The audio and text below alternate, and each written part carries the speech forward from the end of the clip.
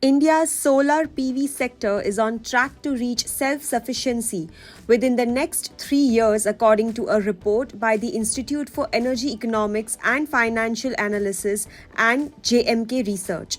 The report indicates that India's nameplate solar PV module manufacturing will reach a capacity of 110 gigawatts by 2026, making it a viable alternative to Chinese modules that dominate the global market. The Indian government's production-linked incentive scheme for domestic manufacturing of high-efficiency solar PV modules has been a primary catalyst in spurring the growth of the PV manufacturing ecosystem in India. In response, India's solar cell and PV module capacity has more than doubled since 2020, from 3 gigawatts to 6.6 gigawatts for solar cells and from 15 gigawatts to 38 gigawatts for PV modules. The report suggests that India could potentially export its modules upon reaching self-sufficiency and become an alternative to China in terms of quality and price. However, the report also highlights the need for policy interventions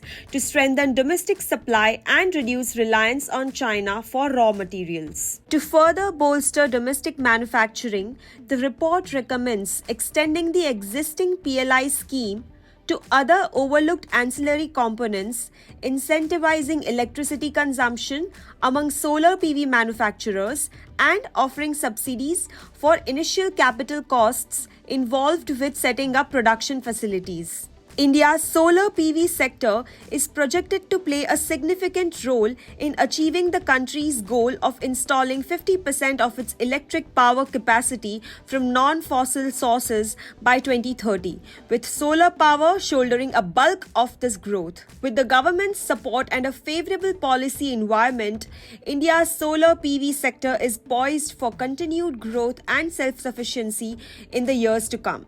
Subscribe to The Sustainablist for sustainability news in short.